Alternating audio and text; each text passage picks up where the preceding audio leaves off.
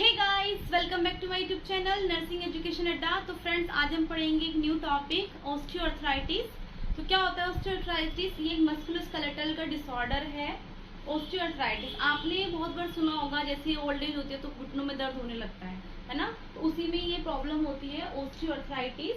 Definition है, osteoarthritis is degenerative disease of the synovial joint. What is synovial joint? अब synovial joint अगर देख लेते हैं, जो हमारी बॉडी में मूवेबल जॉइंट होते हैं, जो मूव करते हैं, उनको बोलते हैं साइनोवियल जॉइंट। लाइक एल्बो है, नी जॉइंट है, हिप जॉइंट है, यही होता है synovial joint. Characterised by focal loss of articular cartilage, hyaline cartilage with proliferation of new bone, remodelling of joint control.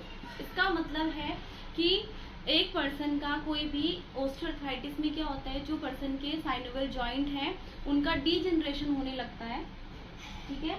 और किसकी वजह से कैरेक्टराइज, और क्या क्या देखने के लिए मिलता है, जो ये साइनोवियल, यहाँ पे जो एक हाइलिन कार्टिलेज, डायग्राम में देखिए ये क्या है, हमारा बोन है, बोन की स्ट्रक्चर है, साइनोवियल जॉइंट है, इसके अंदर ये साइनोवियल मेम्ब्रेन, साइनोवियल फ्लूइड इनके अंदर प्रेजेंट होता है, ये नॉर्मल है, ठीक है। इसके अंदर यहीं पे एक आर्टिकुलर हाइलिन कार्टिलेज होता है, जो दोनों जॉइंट्स के बीच में होता है। और ये जब डिजेनरेट होने लगता है, ये जब डिस्ट्रॉय हो जाता है, तो पर्सन का यहाँ पे क्या बनने लगता है, proliferation of new bone. New bones क्या होने लगते हैं, जो बोन्स है वो प्रोलिफरेट करती है, ओस्टोसाइट्स बनती है, जो क्या करते हैं यहाँ पे हार्डनिंग कॉज कर देती है, ठीक है। यहाँ पे जो गैप है वो बिल्कुल क्या हो जाता है, बिल्कुल क्लोज हो जाता है इस वाली condition, remoulding of joint control. Control का मतलब क्या होता है, एबनॉर्मल स्ट्रक्चर्स बन जाती है वहाँ पे बोन्स की, ये एजेस क्या होते हैं, एबनॉर्मल हो जाते हैं। तो यही होता है ऑस्टियोआर्थराइटिस। इसकी डेफिनेशन थी। नेक्स्ट इसके कारण की क्या क्या कॉजेज हैं जिनकी वजह से होता है, तो यह तो कॉजेज या रिस्क फैक्टर। तो जो एक तो मोस्टली ओल्ड एज पर्सन में होता है, जो मतलब 40+ होते हैं, उनके अंदर ये मिलता है। नेक्स्ट आता है जॉइंट इंजरी। अगर किसी को बार बार जॉइंट की इंजरी हो रही है तब भी हो सकता है। स्ट्रेनियस जॉब, ओवरवेट या स्ट्रेनियस जॉब, जो बहुत ज्यादा हैवी वर्क करते हैं या पूरा दिन खड़े रहना है, एक जगह पे बैठे रहना है, तब भी हो सकता है। ओवरवेट, जो पर्सन का क्या है, ओवरवेट की वजह से क्या होता है, जॉइंट पे प्रेशर पड़ता है। इसीलिए जो ऑस्टियोआर्थराइटिस है, जो वेट बेयरिंग जॉइंट्स होते हैं, जैसे हिप जॉइंट है, नी जॉइंट है, इनमें ये ज्यादा, हिप वाले और वर्टिब्रा में ये सब ज्यादा देखने के लिए मिलता है, मोस्टली वहीं पे होता है। नेक्स्ट क्या आता है, जेनेटिक। अगर फैमिली में किसी के है तो उनमें भी उनके फर्दर जो आने वाली वो है जनरेशन, उनमें भी मिलने के चांसेस होते हैं। तो कॉजेज थे। नेक्स्ट आता है क्या क्या होता है, देख लेते हैं इधर। तो ये हमारी बोन है, जैसे ग्रेटिंग ऑफ बोन, बोन क्या होने लगती है, ग्रेटिंग होने लगता है। डिक्रीज स्पेस, जॉइंट का जो स्पेस है, जो यहाँ पे, ये भी क्या होने लगेगा, कम होने लगेगा। बोन स्पोर फॉर्मेशन, ओस्टियोसाइट्स, मतलब बोन के एबनॉर्मल एजेस हैं जो वो बनने लगेंगे। जैसे जैसे बोन यहाँ पे डिस्ट्रॉय, डैमेज होने लगेगा, यहीं से बोन का प्रोलिफरेशन होगा। बोन का प्रोलिफरेशन होने की वजह से यहाँ पे क्या होगा, जो डिक्रीज है जॉइंट का जो स्पेस है वो क्या हो जाएगा, कम हो जाएगा। Sclerosis of bone, sclerosis of bone का मतलब क्या होता है, बोन का एबनॉर्मली फॉर्मेशन होना। तो बोन का एबनॉर्मल हार्डनिंग हो जाना, क्या होना, बोन का एबनॉर्मल हार्डनिंग हो जाना, ये हिप इस जॉइंट का, ठीक है, हार्ड जॉइंट हो जाते हैं। तो ये था कुछ क्या क्या चेंजेस के अंदर आते हैं। नेक्स्ट आता है साइन एंड सिम्टम्स की, क्या क्या सिम्टम्स होंगे। तो मोस्ट कॉमन, एक तो ये वेट बेरिंग जॉइंट में होता है, ठीक है। अगर कोई फीमेल है, फीमेल मेल है, मेल फीमेल में ज्यादा होता है, तो अगर वो बोले कि उनके पैरों में दर्द है, वो भी घुटनों में, तो वेट बेरिंग जॉइंट है, वहीं पे मिलेगा। तो एक तो वेट बेरिंग जॉइंट पे पेन होता है। दूसरा सनराइज स्टिफनेस होती है। सनराइज स्टिफनेस का मतलब है जब पर्सन उठेगा सो के, तो उस टाइम पे क्या होगा, उनके जॉइंट अकड़ने टाइप का होता है ना, स्टिफनेस हो जाती है। और वो कितनी होती है, लेस देन 30 मिनट, 30 मिनट से कम ही होती है। नेक्स्ट आता है pain, stiffness work at the end of the day. जैसे जैसे पर्सन वर्क करता है, काम करता है, तो जैसे जैसे एंड होता है डे का, पूरा दिन खत्म होने लगता है, तो जब जाकर वहाँ पे बहुत ज़्यादा अधिक पेन होना स्टार्ट हो जाता है, ये स्टिफनेस हो जाती है। नेक्स्ट आता है टेंडरनेस। टेंडरनेस में देखेंगे कि जहाँ पे भी ये बने हैं ना, उस एरिया पे टेंडरनेस होगी।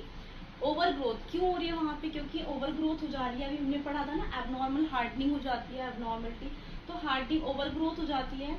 No warmth and boggy. जब आप उसको फील करेंगे तो वहाँ पे ऐसा नहीं कि बहुत गर्माहट गरम गरम सा, कोई वार्मनेस नहीं होगी और ना ही कोई बोगी टाइप का होगा। बोगी टाइप का मतलब होता है पिलपिला, एक तरीके से दलदल वाला अच्छा नहीं होगा, मतलब वहाँ पे फील करने पे हार्डनेस प्रेजेंट होती है। नेक्स्ट आता है, ये एग्जाम में कॉम्पिटेटिव पर्पज से है कि क्रिप्टस साउंड प्रेजेंट होती है, जैसे ही पर्सन चलेगा तो आवाज आती है कट कट की, क्रिप्टस साउंड होती है क्योंकि दोनों बोन आपस में क्या होती है तरीके से रब होती है, जिस वजह से आवाज आती है। नेक्स्ट है, ये कुछ क्लिनिकल फीचर्स हैं जो देखने के लिए मिलते हैं। हेबर्डन नोट्स एंड बुशार्ड्स नोट्स होते हैं। तो हेबर्डन नोट्स क्या होते हैं, पर्सन का ये क्या इंटरफेरेंजियल जॉइंट, आप देखिए आप ये फिंगर है, फिंगर में जॉइंट्स होते हैं, इंटरफेरेंजियल्स बोलते हैं इनको, इनके। तो जो एक होता है प्रॉक्सिमल, एक होता है डिस्टल। इन पार्ट में ये प्रॉक्सिमल है पास वाला, ये क्या है डिस्टल है। तो आपको याद करने की ट्रिक बता रही हूँ। बी कैसे, जो पास में होता है वही पहले आता है, ठीक है। तो पी वाला जो पास में है बी, हाँ, तो B4 जो पास में होगा, मतलब प्रोक्सिमल के पास जो है, प्रोक्सिमल में कौन से बनेंगे, वो शार्ट नोज बनेंगे। ये फिंगर है, फिंगर में यहाँ पे मतलब इंटरफेरेंजियल जॉइंट में जो पास में बनेगा वो क्या होगा, वो शार्ट नोट्स होंगे। और जो डिस्टल एंड में बनेगा, डिस्टल पार्ट में बनेगा, वो कौन से होंगे, हेबर्डन नोट्स होंगे, कि बी पहले आता है अल्फाबेटिक्स में और एच बाद में। तो आप इस तरीके से याद कर सकते हैं। बहुत कंफ्यूजन होता है एग्जाम में, जब कॉम्पिटिटिव एग्जाम देने के लिए बैठते हैं तो वहाँ पे कंफ्यूजन बहुत होता है। तो आप ये ऐसे ट्रिक से याद रखोगे, बी पास वाला होता है तो प्रोक्सिमल में कौन सा होगा, बुशार्ड नोट बनेंगे, और जो डिस्टिल में है वो हेबर्डन नोट्स बनेंगे, ठीक है। नेक्स्ट आता है, ये थे कुछ साइन सिम्टम्स। नेक्स्ट देख लेते हैं treatment diagnostic evaluation. Diagnostic evaluation में क्या कर सकते हैं, एक्सरे कराएंगे, ठीक है। एक्सरे में पेशेंट का एक्सरे में देख सकते हैं, फिजिकल एग्जामिनेशन कर सकते हैं, असेसमेंट कर सकते हैं, पर्सन का चलने में प्रॉब्लम हो रही है उनको, तो वो भी देख सकते हैं। नेक्स्ट आता है ट्रीटमेंट में, इसका कोई मतलब कोई ट्रीटमेंट नहीं है ऐसा कि हाँ हम क्योर कर सकते हैं कि पर्सन बिल्कुल ठीक हो जाए, ये बिल्कुल ठीक नहीं होता है। Can improve symptoms, sign symptoms को हम क्या कर सकते हैं, उसके होने से प्रिवेंट कर सकते हैं, फर्दर कॉम्प्लिकेशंस या जो पर्सन को सिम्टम्स हैं उनको हम रिलीव कर सकते हैं। वो कैसे करेंगे, बाय एक्सरसाइज, एक्सरसाइज करने से भी हो सकता है। लूजिंग वेट, पर्सन को बोलना है वेट को लूज करना है, क्योंकि वेट अगर ज्यादा होगा तो प्रेशर ज्यादा पड़ेगा उन पे, तो प्रॉब्लम्स होती हैं। नेक्स्ट क्या है, पेन किलर्स देनी है पेशेंट को, ठीक है।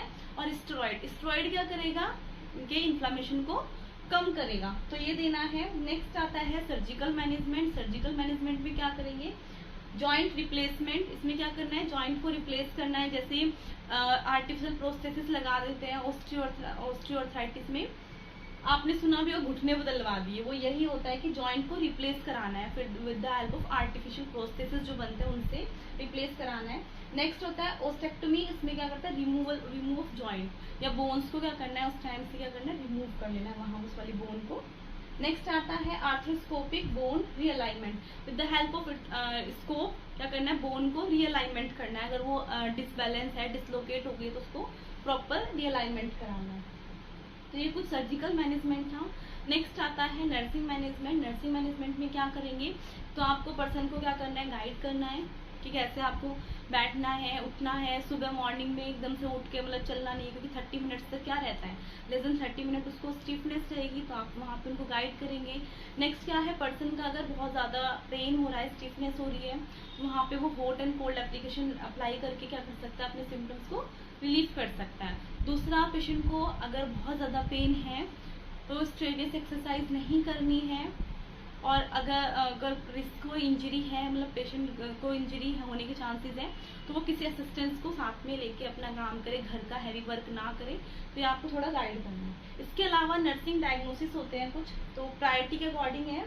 एक्यूट पेन, सबसे पहले पेन को आपको देखना है, तो एक्यूट पेन होता है related to bone deformity as evidence by refusal of participate in the ongoing exercise या ऑनगोइंग कोई भी चीज़, कोई फंक्शन है, पर्सन मतलब घर पे रहता है तो बोलता है हमें नहीं जाना, आप लोग चले जाओ, मेरे घुटनों में दर्द है।